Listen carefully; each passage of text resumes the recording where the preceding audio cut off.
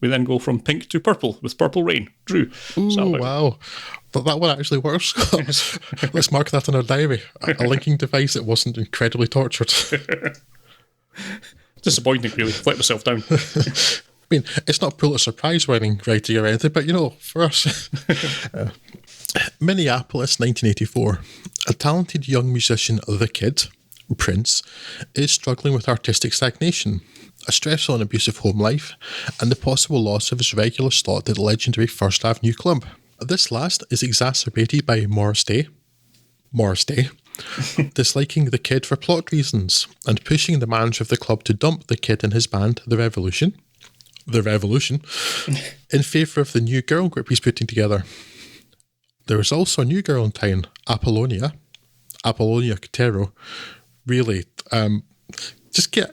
write some names. Why are you doing this, Prince?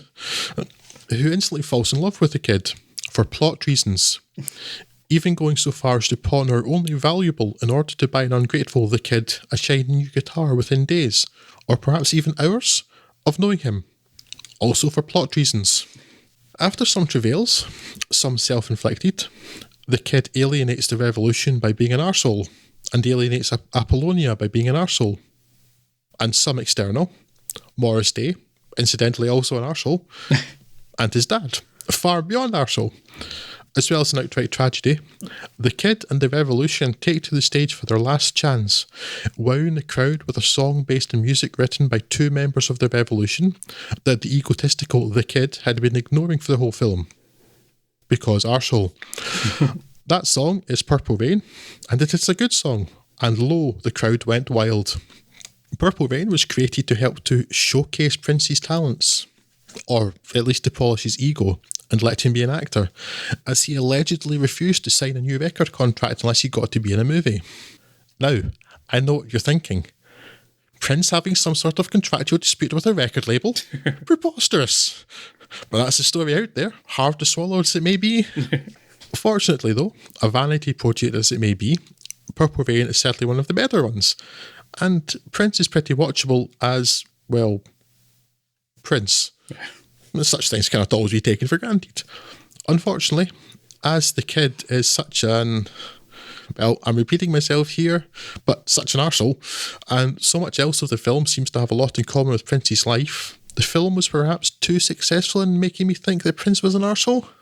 However, Prince was also a great musician and performer, and had bags of charisma, and that, though it shouldn't, goes a long way to ameliorating the whole arsehole thing. And the music's good, which is just as well as the plot isn't. Not least because character motivation is lacking, particularly Apollonia's, especially when the whole film seems to take place over 2 or 3 days. Yeah. I enjoyed Purple Rain, but it's far from a masterpiece, though if you're susceptible to Prince's smouldering stares, alas, I am not. You may like it considerably more than I. You're certainly in for a lot of them. Still though, solid entertaining, good music, although I will say, super desirable guitar as plot point was done far better in Wayne's World. It will be mine. Oh yes, it will be mine. Prince, a man so cool he can almost pull off that moustache, but not quite. I didn't mind Purple Rain, but I will never watch this again, or probably even think of it again. It is a film where the actual film parts of it I could quite easily have slept through. None of them are any good, and most of it's pretty perfunctory. Its saving grace is, of course, it's got a Prince soundtrack to back it up. That goes a long way, yes, because Prince is very good. So, yeah, that worked as well. It's surprising to think just how many. Obviously, Prince was very highly put out by the contractual agreements he's agreed to at various points in his career. Obviously, that's why he gets the slave tattoo or something, wasn't it? Certainly, his last albums were called Emancipation, all that kind of thing. He felt very put upon. Now, his long squiggle period. Yes. The amount of leeway this man was given in his contracts is frankly remarkable. I mean, not just this film. It's like when he decided there was like bits in his contract where when he doesn't want to do the kind of style of music that he was signed for, but he was contractually allowed to create a new band to fulfill that kind of part of his contract to do that music. That's where the time came from. It's like, really? that's part of a contract you can have? Good grief. So, very strange all round on his behaviour, but the actual film itself, I would not recommend it as a film. I would recommend instead that it just listen to the various Prince albums that this soundtrack comes from. It's a much more pleasurable experience, I would think. But yeah, that said, I didn't hate my time with Purple Rain, but I'll never watch it again. I suppose it's all right for what it is, but what it is isn't much. So yeah, that's how exactly where I'm. I'd enjoyed it, but I'm never going to watch it again. And I think it's not a film would ever get made now because YouTube's a thing. Because there's so much easy access to like the music and stuff.